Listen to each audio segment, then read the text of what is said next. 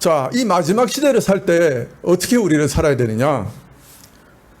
바울 사도는 이르기를 때가 단축하여진 고로 이 땅의 것을 소유한 자는 마치 없는 것 같이 또 내가 이것을 다 쓰지 못할 것처럼 살라. 그렇게 얘기하셨어요. 항상 긴장된 가운데 내가 이거 다 쓰지 못한다.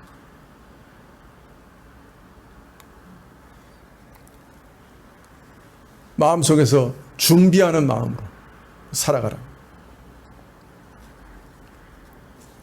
이 말은 오늘 베드로서에서는 이렇게 얘기하고 계시는 거예요.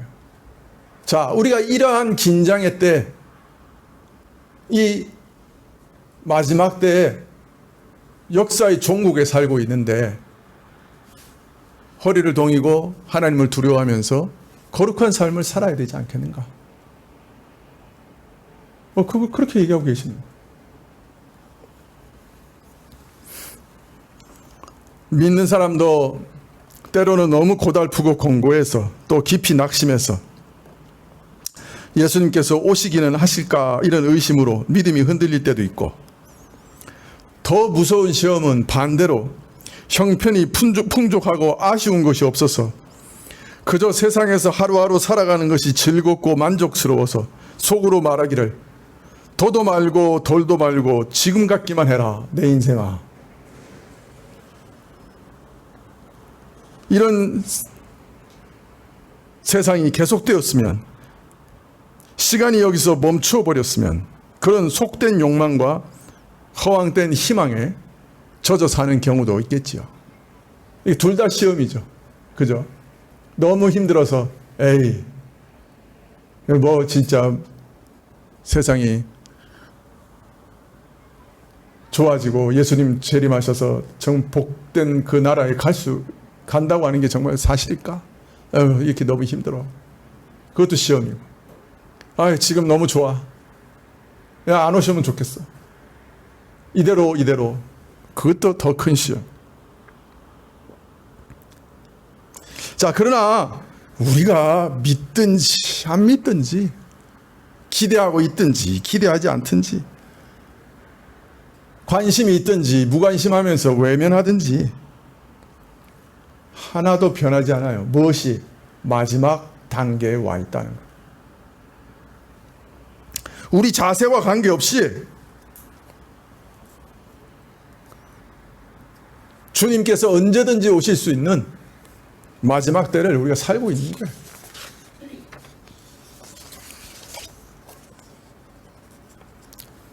어느 때 오실지 모르지만 그러나 마지막 때를 살고 있는 거예요. 하나님께서 그의 역사 계획을 다 완성하셨고 그 복된 뜻을 다 이루셨고 이제 주의 재림만 남은 종말의 시대를 살고 있는 것이에요.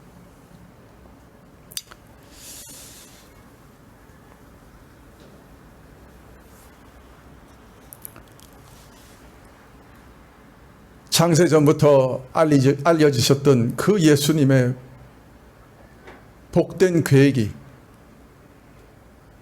이제 우리 눈앞에서 실체화됐고, 그래서 아주 특별한 은혜를 받아서 예수님을 믿고 있고, 그리고 이 은혜로 인해 이 시대마저 이제 완성되어 갈 것이니 곧 온전한 성취가 이루어질 것이니 우리는 어떻게 살아야 되냐?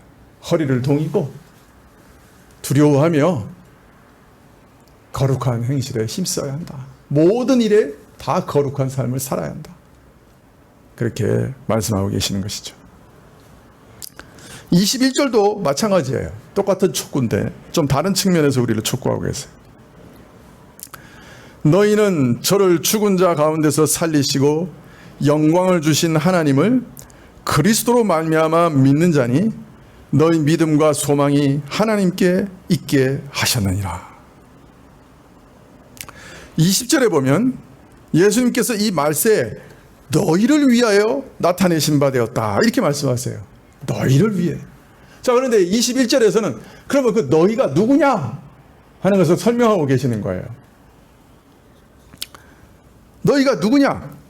마지막 시대에 나타나셔서 아버지의 은혜로운 뜻을 이루신 이 그리스도를 통해서 하나님 아버지를 믿게 된 자들이다. 하나님 아버지를 믿었는데 누구를 통해서 믿게 됐다고요? 예? 그리스도를 통해서 믿게 됐다. 이 굉장히 중요한 말씀이에요. 여러분, 세상에 대부분의 모든 민족들과 종교들은 이 천지 만물을 지은 조물주에 대해서는 얘기들을 많이 합니다. 그죠? 믿지 않은 사람들도 이 조물주에 대해서 얘기 많이 해요. 그래서 나라와 민족마다 창조 설화와 창조 신화를 가지고 있어요. 그래서 땅은 누가 만들었다, 뭐 바다는 누가 만들었다, 그죠? 뭐 하늘은 누가 만들었다, 뭐 이게 창조 설화가 민족과 나라마다 많이 있습니다. 그러나 이런 믿음과 지식은 심히 왜곡되고 뒤틀려 있어요. 그래서 참 진리와는 거리가 아주 멀어요. 그저 어떤 조물주가, 창조주가 이 세상 만물을 지었다, 아주 개괄적인 그런 말 빼고는 조물주라고 하지만 우리 하나님 같은 분 아니에요. 성경과 전혀 다른 얘기하고 있는 거예요. 사람들은 이 천지 만물을 보면서 이게 사람이 지은 집보다 더 정교한 이 세상을 보면서 이거 누가 만들었지 다 생각해요. 그리고 그분이 누구시지 찾았어요. 그러나 마치 장님이 더듬어서 뭔가를 찾는 것처럼 여기서 불쑥 저기서 불쑥 여기서 조금 저기서 조금 그냥 하나님 창조를 창조하신 분은 이런 분이실 거다 그냥 이렇게 짐작했고 또 그런 신을 따랐죠. 이처럼 수많은 나라와 민족이 저마다 창조 설화와 신화를 다 갖고 있고 다 신들을 모시고 있지만 그 어느 나라 민족도 이 만물을 지으신 창조주 하나님께서 우리 죄인들이 망하는 것을 안타까워 여기시고 저들을 구원하기 원하신다고 말하는 종교는 없어요. 특별히 외아들을 보내셔서 저들을 구원하시기로 작정하시고 저들을 위해 외아들을 보내셨다 이렇게 주장하는 종교는 단 하나도 없어요. 기독교 외에는. 창조주 하나님께서 이런 사랑의 하나님이시다 하는 지식에까지 이른 적이 없어요. 이런 종교가 없다고요.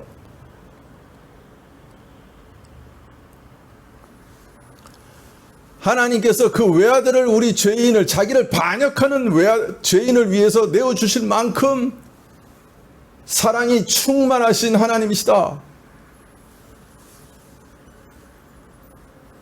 이런 계시가 주어진 종교가 없어요.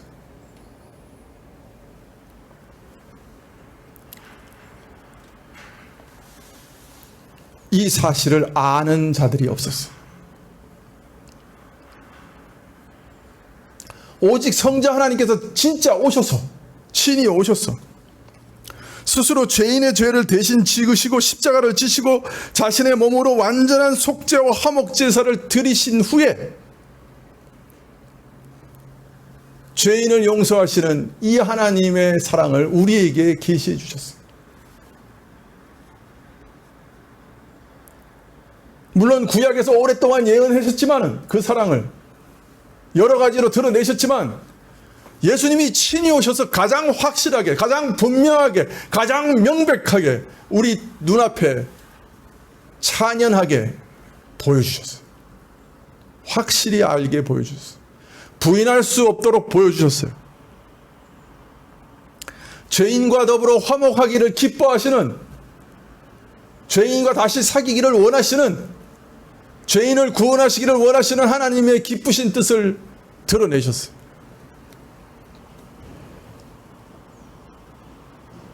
그래서 바울은 말씀하시기를 우리가 아직 죄인 되었을 때 하나님께서 그 원수인 우리까지 사랑하신 그 하나님의 사랑을 예수님께서 십자가에서 확증하셨다. 그렇게 얘기하십니다. 예수님께서 십자가에서 죽으심으로 천지 만물을 지으신 하나님께서 우리 같은 죄인을 이렇게 사랑하신다고 하는 것을 그 몸으로 직접 드러내셨어요. 하나님이 이런 분이시라는 것을, 하나님께서 죄인의 죄까지 다 책임지시는 그런 하나님이시라는 것을, 하나님께서 죄인이 받아야 할 심판을 자기가 직접 받으시는 분이시라는 것을 이렇게 긍휼히 여기고 정말 자식같이, 자신의 친자식같이 사랑하신 분이라는 것을 알려주셨어요. 그래서 이제 독생자를 믿는 자마다 그 어떤 조건도 없이 오직 독생자를 믿는 자마다 구원하시고 영생을 주신다고 알려주셨어요. 이걸 알려주신 분은 예수님밖에 없는 거죠. 십자가에서 친히 죽으신 그분이 이 사실을 알려주신 거예요.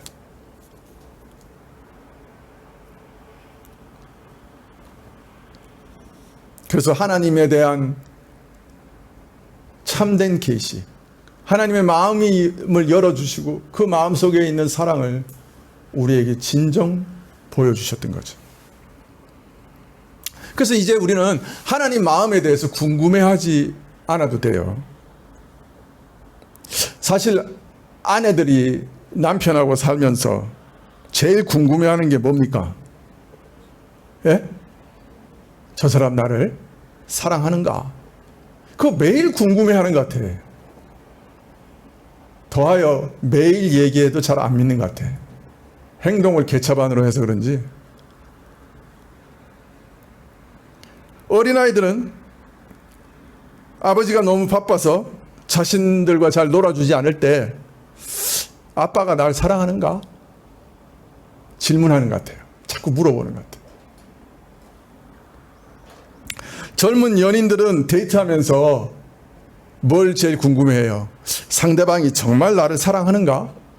궁금해하는 것 같아요. 그러나 천지를 지으신 하나님께서 나를 사랑하는가 궁금해할 필요가 없어요. 믿으십니까?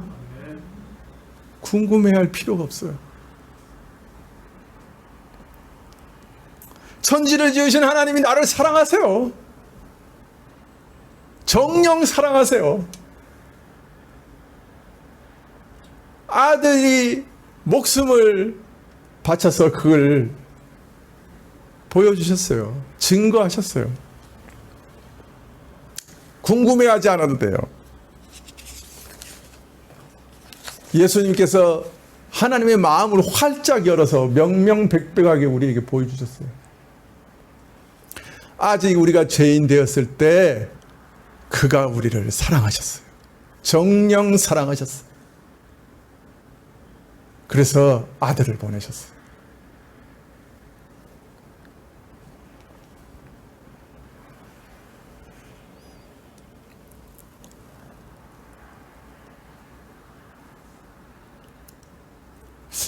제 아내는 제가 음식 쓰레기를 버려주면 자신을 사랑하는 줄 압니다. 그게 증거입니다.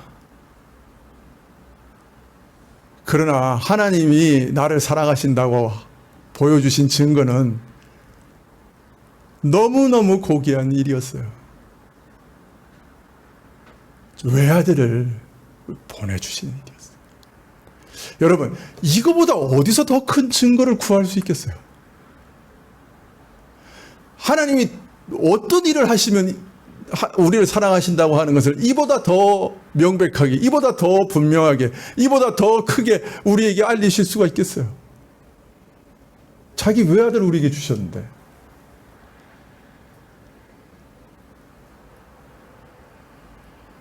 여러분, 무슨 기적을 바라세요? 어떤 기적을 베풀어 주시면 하나님이 여러분을 사랑하신다고 믿을 수 있겠어요?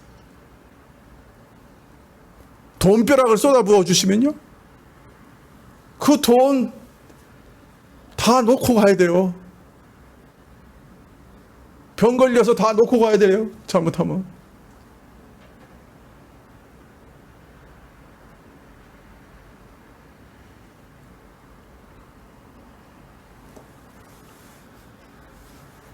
아들이 아버지의 마음을 이렇게 증거하시기 때문에 오늘 말씀에 하나님께 우리가 믿음과 소망을 가질 수 있다, 이렇게 얘기해요. 그죠?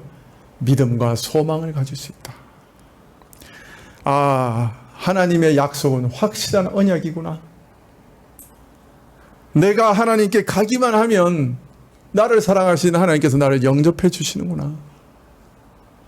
내가 돌이키기만 하면 하나님은 언제든지 나를 받아주시는구나. 믿음과 소망을 하나님을 향해 가질 수 있게 된 거예요. 우리는 하나님을 이렇게, 그 사랑을 이렇게 그리스도를 통해 계시받았을 뿐 아니라 사실은 하나님이 누구신가 하는 자체를 우리가 예수님을 통해서 계시받았어요. 하나님이 누구시지 물어보고 싶으면 예수님 보면 돼요. 예수님이 누구신지를 알면 하나님이 누구신지를 알 수 있어요. 하나님은 영이시니 우리 눈에 보이지 않아요. 만져볼 수도 없고 음성을 들을 수도 없고 감각할 수도 없어요. 자, 그런데 이런 하나님을 만져볼 수도 있고 감각할 수도 있고 음성을 들을 수도 있도록 만드신 분이 예수님이에요. 예수님의 음성을 우리는 성경을 통해 매일매일 들을 수 있어요. 하나님의 음성을 들을 수 있는 거예요. 예수님이 행하신 일들을 우리는 성경을 통해 볼 수 있어요. 하나님이 누구신지를 우리 눈으로 볼 수 있는 거예요. 하나님의 독특하신 아들, 그 품에 계셨던 분, 그 존재의 본질을 그대로 가지고 계신 분, 그분, 하나님과 항상 교통하신 분, 하나님을 완전히 아시고 가장 가까이 친밀히 아시는 분, 그래서 하나님을 자신을 통해 보여주신 분, 자신을 통해 하나님을 보여주신 하나님.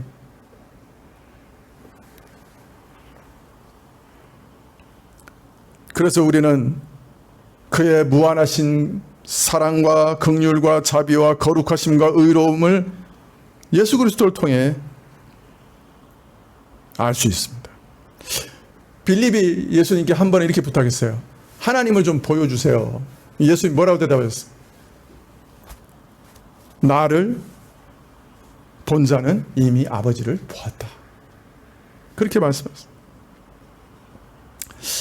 또 그리스도에게서가 아니면 우리가 하나님을 참되게 알 수 없기 때문에 예수님만이 길이요 진리요 생명이시라고 말씀하셨어요. 예수님만이 길이요 진리요 생명이세요. 예수님만이 길이요 진리요 생명이시라고 말씀하셨어요. 잘못 눌렀어요.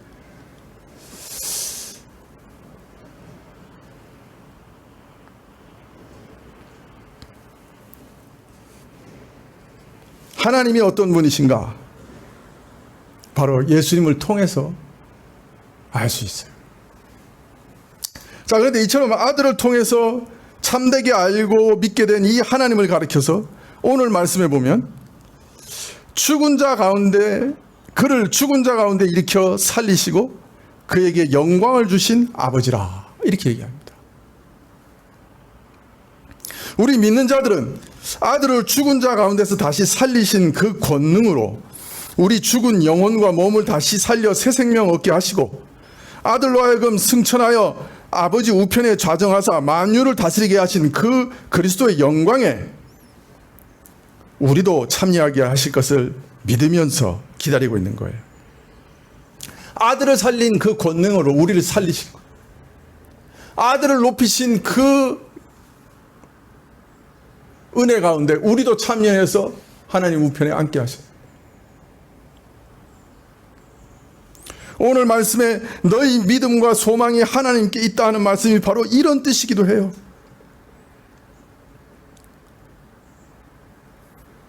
내가 예수님을 믿으면 예수님처럼 부활의 권능에 참여하게 될 것이다. 예수님이 받으신 그 영광에 나도 참여하게 될 것이다.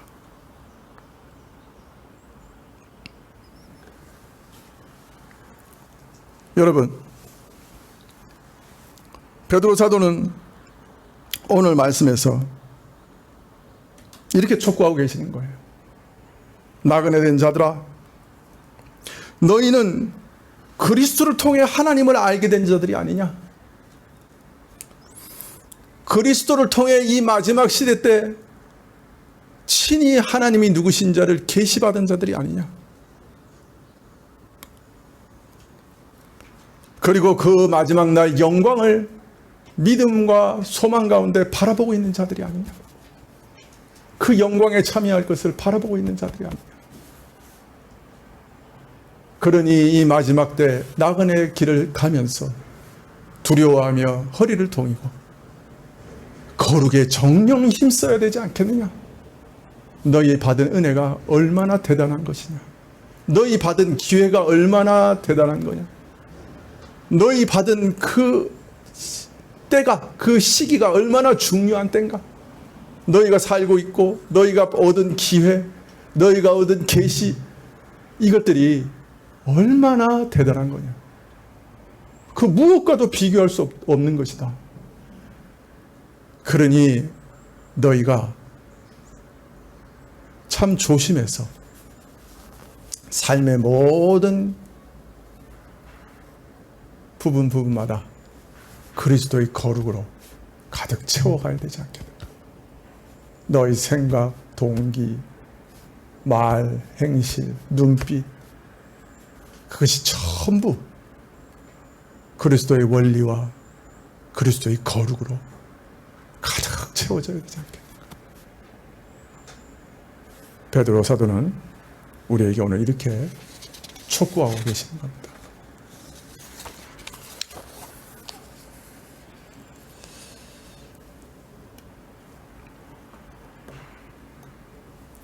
다음 주부터는 이제 22절부터 읽을 건데, 다음 주부터는 이제 주제가 좀 달라집니다. 지금까지는 주의 거룩에 힘써야 한다 하고 말씀하셨는데, 베드로 사도가 이제 다른 주제로 넘어가는 걸 볼 수 있습니다. 거룩이라고 하는 것 굉장히 중요합니다. 성경에는 그 일을 위해 우리를 구원하셨다, 그렇게 얘기하시는 거예요. 내가 거룩하니 너희도 거룩하라. 아비된 자가 거룩한 자니 내 자녀들아 너희는 거룩한 자가 되라. 이 나라는 거룩한 자들의 나라니 너희는 거룩한 자가 되라. 남은 삶에 정령 힘써야 될 것이 있다면 그것은 거룩하게 되는 거다. 여러분, 이 말씀을 마음에 꼭 새기시기를 바랍니다. 기도하시겠습니다.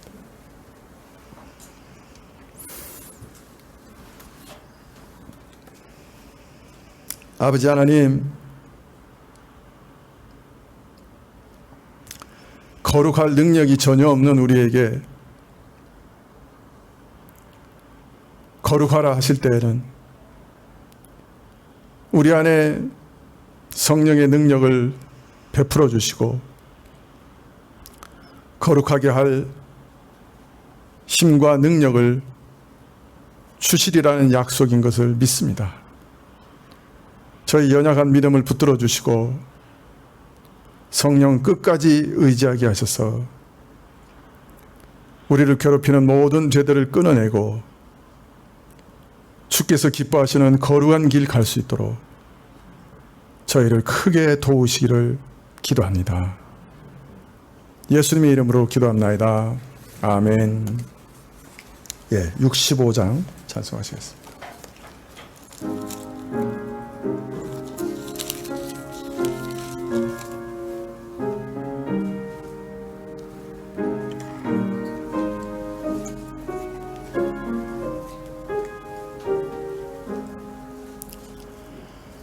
생명의 빛 주 예수여, 잠들기 전에 비 오며 밤이 하시나 주님만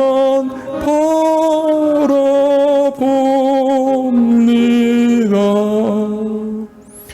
주의 품 멀리 떠나서 갈림길 오래 헤맬 때 빛 없어 길을 못 찾아 주님만 바라봅니다.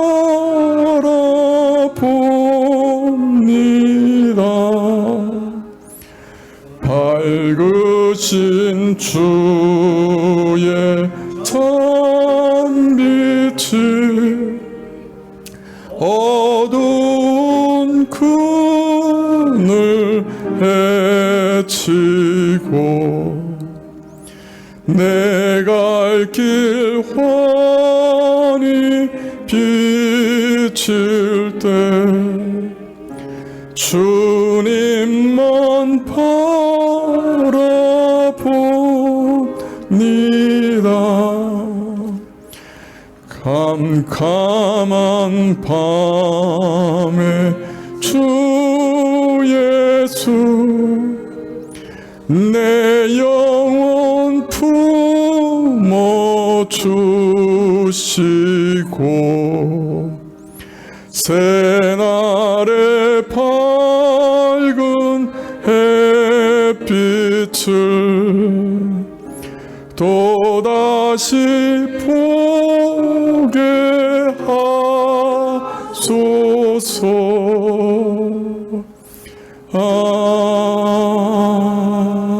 아멘. 지금은 우리 주 예수 그리스도의 은혜와 하나님 아버지의 그 크신 사랑과 이 은혜와 사랑을 깨닫게 하시고 누리게 하시는 성령님의 교통하시고 역사하십니다. 주를 닮아 우리도 거룩하리라 결심하고 주께 그 은혜를 구하는 머리 숙인 주의 백성들 위해 지금부터 영원까지 함께 계실지어다. 아멘.